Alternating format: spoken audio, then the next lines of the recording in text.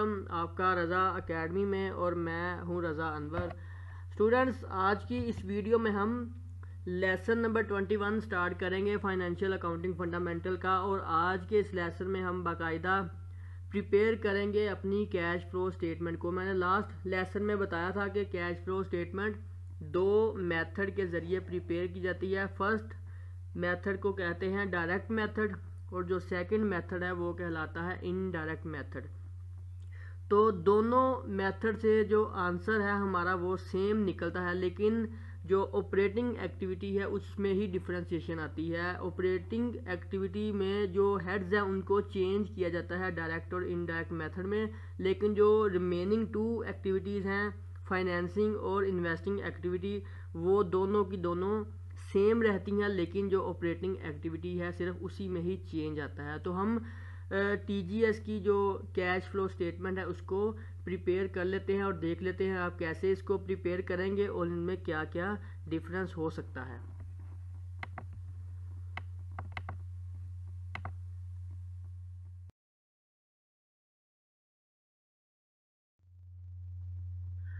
Direct and indirect method of preparing cash flow.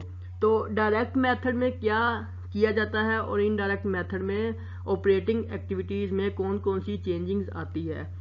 Direct method जो होता है उसमें हम ऑपरेटिंग एक्टिविटीज़ में डायरेक्टली जो कैश हमने कलेक्ट किया होता है कस्टमर से वो लिखते हैं, और उसमें से हम लेस कर देते हैं जो कैश हमने पे किया होता है कस्टमर को और सप्लायर्स वगैरह को, तो वो हम उसमें डायरेक्टली ऐड लेस कर लेते हैं। लेकिन इनडायरेक्ट मेथड में हम, क्योंकि इसके नेम से क्लियर है कि ये इनडायरेक्ट मेथड है, इसमें हम जो है वो नेट इनकम से स्टार्ट करते हैं और उसमें हम नॉन कैश आइटम को ऐड करते हैं जैसा कि डेप्रिसिएशन, और उसके बाद हम अपने इंक्रीज या डिक्रीज एसेट्स और लाइबिलिटीज अकाउंट्स को ऐड या लेस करते हैं, और उसके बाद हमें ऑपरेटिंग एक्टिविटी का आंसर मिल जाता है। दोनों मेथड में ऑपरेटिंग एक्टिविटी में ही फ़र्क आएगा, लेकिन जो इन्वेस्टिंग और फाइनेंसिंग एक्टिविटी है वो दोनों में सेम रहेगी। तो स्टार्ट कर लेते हैं इसको। The statement of cash flow a conceptual understanding. तो स्टेटमेंट ऑफ कैश फ्लो के बारे में मैंने बताया था कि ये जो स्टेटमेंट है वो ये स्टेटमेंट हमें कैश के फ्लो के बारे में बताती है, किन सोर्सेज से कंपनी के पास कैश इनफ्लो हुआ है और कौन कौन से सोर्सेज में कंपनी का कैश आउटफ्लो हुआ है। यानी कि ये कैश इन और आउट के बारे में ही कंपनी को बताती है।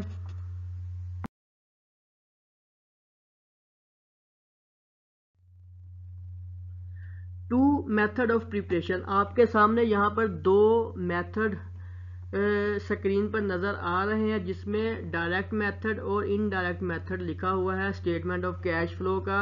सबसे पहले अगर मैं डायरेक्ट मेथड की बात करूं तो ऑपरेटिंग एक्टिविटी हमारे पास आ जाएगी। ऑपरेटिंग एक्टिविटी के नीचे लिखा हुआ है directly list all cash receipts from customers cash payment to suppliers. तो इसमें होता ये है कि जो हम कैश कलेक्ट करते हैं कस्टमर से वो लिख लेते हैं, और उसमें से हम फिर लेस कर लेते हैं जो कैश हमने पे किया होता है अपने सप्लायर्स को या जो भी हमारे एक्सपेंसेस होते हैं, तो उसमें हम डायरेक्टली इसको लिख लेते हैं। और उसके बाद फिर हमें cash flow from operating activities मिल जाता है। उसके बाद हम इन्वेस्टिंग एक्टिविटी की तरफ आ जाते हैं। इन्वेस्टिंग एक्टिविटी में मेजर हम प्लांट प्रॉपर्टी एंड इक्विपमेंट को डील करते हैं, जिसमें परचेज ऑफ पीपीई और सेल ऑफ पीपीई को ही लिखा जाता है। लास्ट में हमारा जो है फाइनेंसिंग एक्टिविटी आ जाती है, जिसमें हम स्टॉक्स या लोन्स वगैरह अगर लिया होता है या फाइनेंस के जो भी सोर्सेज होते हैं उनको इसमें लिख लेते हैं, और लास्ट में हमें चेंज इन कैश मिल जाता है। आपको इंटरेस्टिंग बात बताऊं तो यहाँ पर जो चेंज इन कैश हमारे पास निकलता है डायरेक्ट और इनडायरेक्ट मेथड में, वही चेंज इन कैश को हम बैलेंस शीट में एसेट साइड में सबसे पहले कैश के तौर पर लिख लेते हैं। ये बेसिकली कैश फ्लो स्टेटमेंट से ही निकलता है, जो कि ये बताता है कि कंपनी के पास इस वक्त कितना कैश मौजूद है। अगर इनडायरेक्ट मेथड की बात की जाए तो इसमें ऑपरेटिंग एक्टिविटीज़ को स्टार्ट किया जाता है नेट इनकम से। नेट इनकम में सबसे पहले हम डेप्रिसिएशन को ऐड करते हैं। मैंने आपको बताया था कि डेप्रिसिएशन एक नॉन कैश एक्सपेंस है जिसको सिर्फ और सिर्फ टैक्स पर्पस के लिए ही इनकम स्टेटमेंट में लेस किया जाता है, लेकिन इसकी ट्रीटमेंट बाद में हम करते हैं और वो ट्रीटमेंट हम स्टेटमेंट ऑफ कैश फ्लो में ही करते हैं। इसको यहाँ पर इसलिए ऐड करते हैं ताकि हमें पता हो कि हमारे पास कितना कैश मौजूद है, क्योंकि कंपनी ने ये बेसिकली कैश पे नहीं किया होता डेप्रिसिएशन एक्सपेंस के लिए। तो इसको यहाँ पर ऐड कर लेते हैं। अदर एडजस्टमेंट्स आ जाती हैं और उसके बाद इंक्रीज और decrease in operating assets and liabilities को लिख लेते हैं। अगर ऐड होने वाली चीज़ है तो उसको ऐड करेंगे, अगर लेस होने वाली कोई आइटम है उसको लेस कर लेंगे। और मैंने आपको लास्ट लेसन में चेंज इन कैश के बारे में एक्सप्लेन किया था, बेसिकली उसी को देखकर ही हम यहाँ पर ऐड या लेस करेंगे। सब कुछ करने के बाद हमें CFO मिल जाएगा, cash flow from operating activity. उसके बाद इन्वेस्टिंग और फाइनेंसिंग एक्टिविटी दोनों सेक्शन में सेम होती है और यहाँ पर लिखा भी हुआ है कि ये दोनों जो हेड्स हैं यहाँ पर आइडेंटिकल है, ये दोनों सेम होते हैं और इनका जो फाइनल आंसर है वो भी सेम निकलता है। और यहाँ पर ऑपरेटिंग एक्टिविटी की बात की जाए तो ऑपरेटिंग एक्टिविटी का भी आंसर सेम ही निकलता है दोनों का। तो हम प्रिपेयर करते हैं अब TGS की स्टेटमेंट ऑफ कैश फ्लो को। A simple case, the garden sport. Mary Jo started the garden sport on January 1. हमने ये जब अपने अकाउंट्स को स्टार्ट किया था तब हमने इस स्लाइड को देखा था, जब मैरी जो के हवाले से हमने तमाम अकाउंट्स को मैनेज करना था और मैरी जो के कहने पर ही हम ये तमाम जो है वो अकाउंट्स को मैनेज कर रहे हैं। Several things happen during the first year. पहले साल में जो कुछ भी हुआ था, ट्रांजैक्शन वगैरह हमने सब कुछ रिकॉर्ड की थी। हमने क्या कुछ किया था, वो रिकॉर्ड ट्रांजैक्शन, हमने ट्रांजैक्शन को रिकॉर्ड किया था। उसके बाद prepared an income statement for the first year of operation, हमने इनकम स्टेटमेंट को प्रिपेयर किया था, बैलेंस शीट को प्रिपेयर किया था और हमने रिटेन्ड अर्निंग स्टेटमेंट को भी प्रिपेयर किया था। और अब we need to prepare a statement of cash flow for the first year. अब हम फर्स्ट ईयर के लिए कैश फ्लो स्टेटमेंट को प्रिपेयर करने जा रहे हैं मैरी जो के लिए, TGS कंपनी की।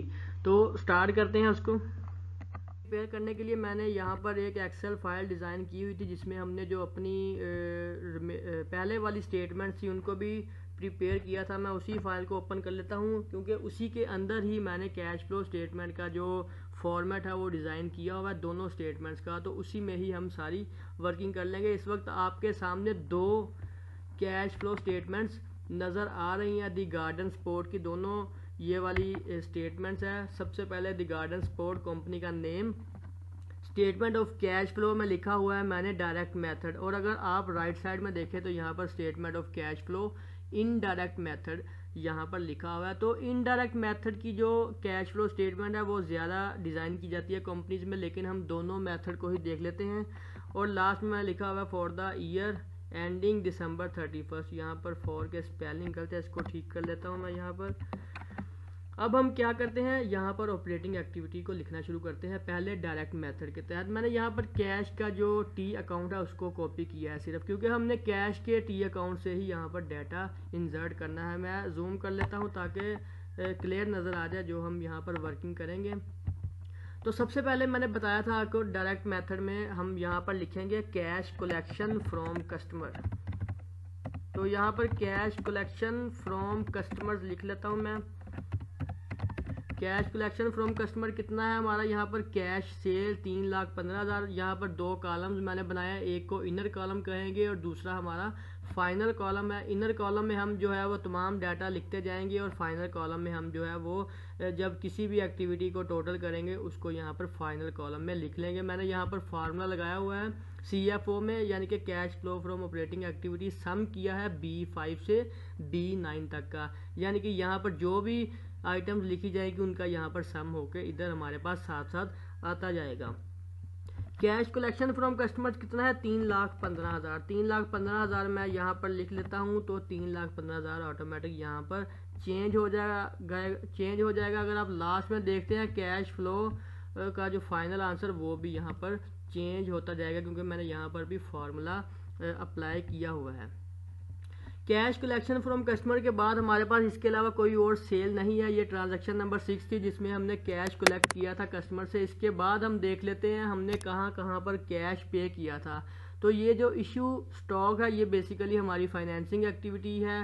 टेक आउट लोन भी हमारी फाइनेंसिंग एक्टिविटी है। अगर राइट साइड की बात की जाए तो ट्रक को परचेज किया था हमने, ये हमारी इन्वेस्टिंग एक्टिविटी है, ये फिक्स एसेट है। परचेज इक्विपमेंट भी हमारी इन्वेस्टिंग एक्टिविटी है। यहाँ पर लिखा हुआ है पेड सप्लायर्स, ये हमारी ऑपरेटिंग एक्टिविटी है और इसको हम यहाँ पर लिखने के बाद लेस करेंगे क्योंकि हमने सप्लायर्स को जो पेमेंट की है पैसों की वो यहाँ पर कैश कलेक्शन में से लेस की जाएगी। मैं लिख लेता हूँ पेमेंट टू सप्लायर। सप्लायर्स को पेमेंट की है हमने 2,35,000 की। वो यहाँ पर लिखने से पहले मैं आपको बता दूं, जब एक्सेल में किसी भी वैल्यू को लेस करना होता है तो हम उसको इन ब्रैकेट्स में लिख लेते हैं। इन ब्रैकेट्स में लिखने का मतलब ये होता है एक्सेल में कि ये वैल्यू जो है वो नेगेटिव में है और ये दूसरी वैल्यूज़ में से लेस की जाएगी। ब्रैकेट लगाने के बाद मैं लिखता हूँ 2,35,000 और इस ब्रैकेट को क्लोज करने के बाद एंटर प्रेस करता हूँ तो आप देख सकते हैं कि ये वैल्यू जो है इसमें से लेस होकर जो रिमेनिंग वैल्यू है वो 80,000 बच जाएगी।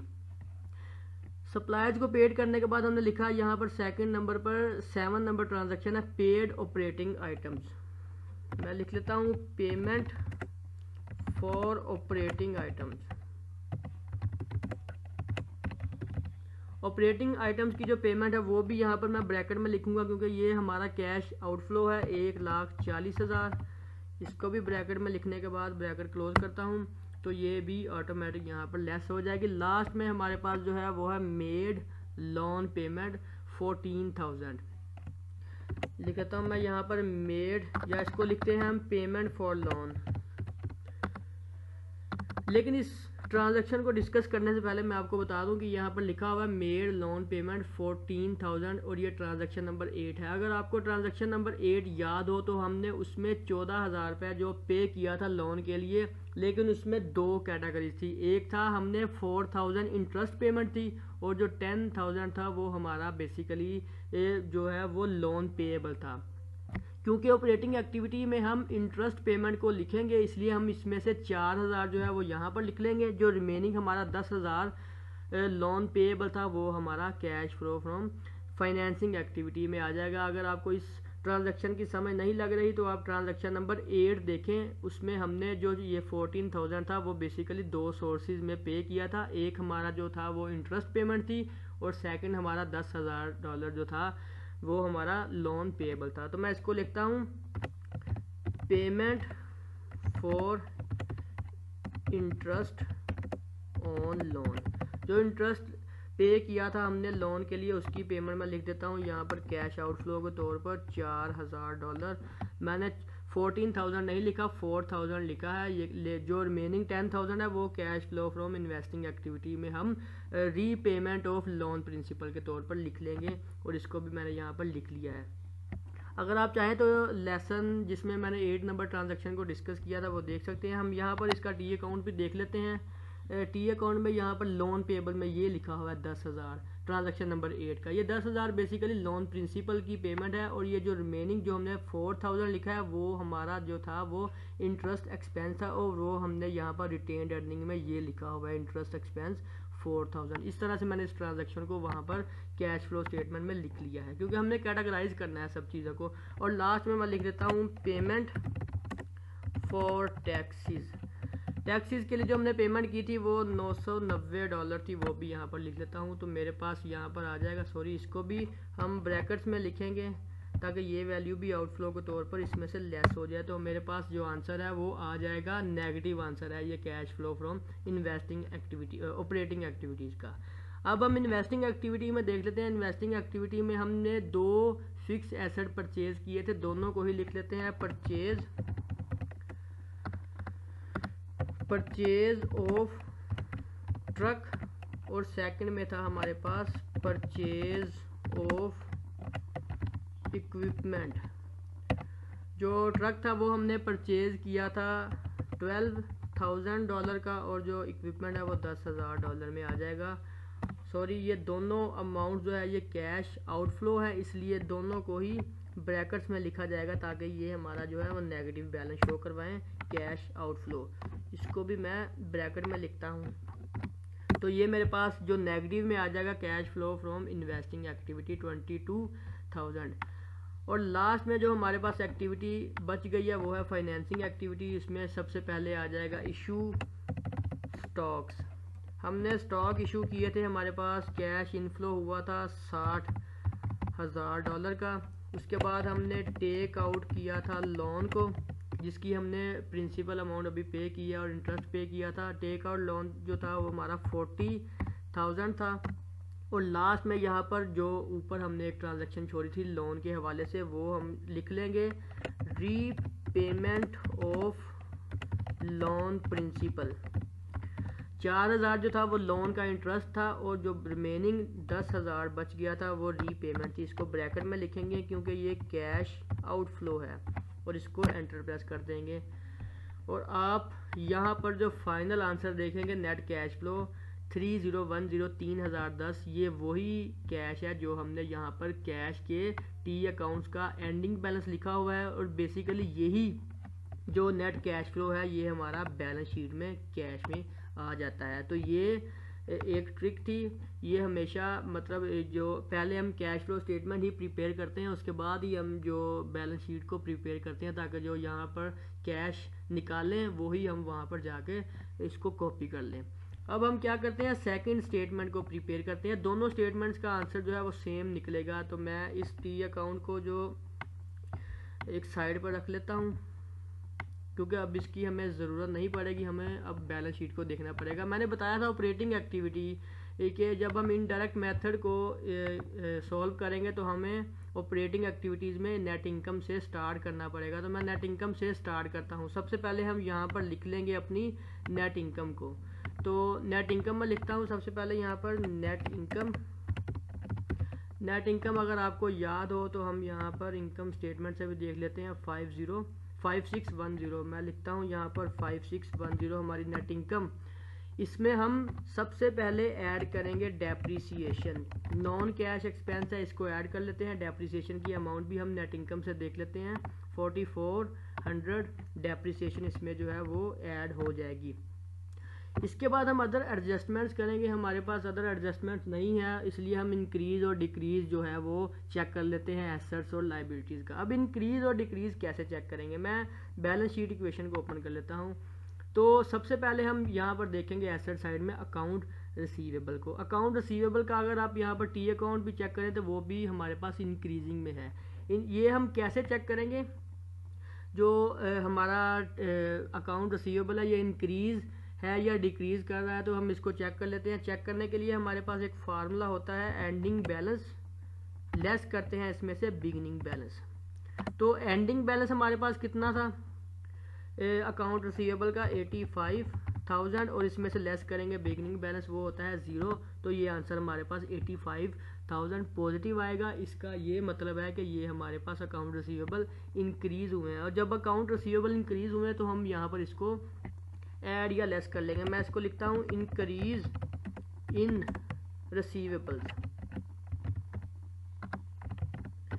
इंक्रीज इन रिसीवेबल्स है जो 85,000 है। अब आप अगर कैश चेंजेस इन कैश को माइंड में लेकर आए तो आपको पता चल जाएगा कि हम रिसीवेबल को यहाँ पर अगर इंक्रीज करें, ऐड करना है या लेस करना है। तो जब रिसीवेबल हमारे बेसिकली एसेट्स है, जब ये इंक्रीज करेंगे तो हम इनको जो है वो लेस करेंगे कैश फ्लो स्टेटमेंट में। इसलिए मैं यहाँ पर इसको ब्रैकेट में लिख लेता हूँ 85,000। कैश फ्लो स्टेटमेंट को प्रिपेयर करने का मैंने आपको ट्रिक यही बताई थी कि हमने चेंजेस इन कैश को माइंड में रखना है। लेकिन जब हम एडवांस लेवल का कोर्स करेंगे तो उसमें मैं आपको एक और ट्रिक बताऊंगा जिसमें हम जो है वो क्विकली अपने जो कैश फ्लो स्टेटमेंट है उसको प्रिपेयर कर सकते हैं। तो उसके लिए आप मेरा चैनल सब्सक्राइब कर लें ताकि जब नेक्स्ट कोर्स स्टार्ट हो तो आप उसको भी अच्छे तरीके से समझ सकें। इंक्रीज इन रिसीवेबल मैंने यहाँ पर लिख दिया और ये यहाँ पर लेस कर दिया। अब सेकंड पर हमारे पास इन्वेंट्री आ चुकी है। इन्वेंट्री भी यहाँ पर इंक्रीज करेगी, तो मैं लिख लेता हूँ increase in inventory. Inventory increase करेगी और इन्वेंट्री का जो बैलेंस है वो है 20,000। तो 20,000 भी यहाँ पर नेगेटिव आ जाएगा 20,000 और इसको मैं यहाँ पर ब्रैकेट क्लोज कर लेता हूँ। अब हमने क्या किया, एसेट साइड में जो दो हमारे हेड्स है उनको लिख लिया। अब हम लाइबिलिटी साइड में आ जाते हैं। सबसे पहले हमारे पास आ जाएगा अकाउंट पेएबल। अकाउंट पेएबल 25,000 से इंक्रीज करेगा और इसको भी मैं लिख लेता हूँ increase in account payables. Increase in payables है तो ये हमारा पेएबल कितना था 25,000 और पेएबल को हम कैश में ऐड करते हैं। ये 25,000 इधर मैं डायरेक्ट लिखता हूँ, इसको ऐड या लेस, इसको सॉरी ब्रैकेट्स में नहीं लिखूँगा। उसके बाद हम लोन पेएबल को नहीं ट्रीट करेंगे, क्योंकि लोन पेएबल जो है उसमें हमने अभी देखा था कि उसकी इंटरेस्ट पेमेंट भी होती है और उसका प्रिंसिपल भी होता है। प्रिंसिपल की पेमेंट हम फाइनेंसिंग एक्टिविटी में कर लेते हैं, लेकिन जो उसका इंटरेस्ट है वो बेसिकली इस नेट इनकम में ऑलरेडी लेस हो चुका है, तो हम इधर जो है वो लोन की पेमेंट को नहीं लिखेंगे। इसके बाद हमारे पास आ जाएगा वेजेस पेएबल। तो वेजेस पेएबल को मैं इधर लिख देता हूँ, increase in wages payable. Wages payable को इंक्रीज यहाँ पर लिखेंगे 60,000, इधर इसका ऐड करना पड़ेगा। 60,000 मैंने लिख लिया और हम देख लेते हैं। इसके बाद कैपिटल स्टॉक को हम नहीं लिखेंगे, क्योंकि ये हमारी जो है वो फाइनेंसिंग एक्टिविटी है, उसको हम फाइनेंस में लिखेंगे, फाइनेंसिंग एक्टिविटी में। तो ये हमारे तमाम हेड्स कंप्लीट हो चुके हैं। अगर आप यहाँ पर देखें cash flow from operating activity का, तो दोनों मेथड में इसका जो आंसर है वो सेम आएगा, 99,9064,64990। तो यहाँ पर भी ये सेम आएगा। यहाँ पर मिस्टेक कहाँ पर मैंने कर दी है इसकी वो चेक कर लेते हैं। वेजेस पेएबल 5,000, वेजेस पेएबल मैंने लिख दिया यहाँ पर 60,000, इसको 5,000 कर देता हूँ। ये मैंने यहाँ पर रॉन्ग लिख दिया था, 5,000 है वेजेस पेएबल हमारा। तो ये 5,000 लिखने के बाद हमारे पास जो है वो दोनों आंसर सेम हो जाएंगे। बेसिकली दोनों मेथड में ऑपरेटिंग एक्टिविटी, फाइनेंसिंग और इन्वेस्टिंग का आंसर सेम ही निकलता है, लेकिन यहाँ पर इसको सॉल्व करने का मेथड ही थोड़ा सा डिफरेंस है। अब हम इन्वेस्टिंग एक्टिविटी की तरफ आते हैं। इन्वेस्टिंग एक्टिविटी में क्या करता हूँ, यहाँ से इस सेल को कॉपी कर लेता हूँ और यहाँ पर ला के पेस्ट कर देता हूँ, क्योंकि इसको हमें फिर दोबारा यही लिखना पड़ेगा। और अगर लास्ट हमारी फाइनेंसिंग एक्टिविटी देखते हैं तो उसमें भी हम ऐसा ही करेंगे, इनको कॉपी कर लेते हैं, सेम वही चीज़ें लिखनी पड़ेंगी और इसको पेस्ट कर देते हैं। हमारा जो आंसर है वो 3010 दोनों स्टेटमेंट में सेम निकलेगा। मैंने बताया था कि दोनों का आंसर सेम निकलता है, लेकिन जो ऑपरेटिंग एक्टिविटी है सिर्फ उसी में ही डिफरेंस आता है। तो ये था हमारा आज का लेसन। इसके बाद हमारा जो है वो लास्ट लेसन है, जिसमें हमने क्लोजिंग एंट्रीज को रिकॉर्ड करना है और इसके बाद एक लेसन और बनेगा हमारा। तो ये हमारा कोर्स ख़त्म हो जाएगा। वीडियो अगर आपको पसंद आई हो तो वीडियो को लाइक करें और शेयर करें इसको अपने फ्रेंड्स के साथ, और चैनल को ज़रूर सब्सक्राइब कर लें ताकि हर आने वाली वीडियो आप तक सबसे पहले पहुंच सके। मिलते हैं नेक्स्ट लास्ट वीडियो में, तब तक के लिए अल्लाह हाफिज़।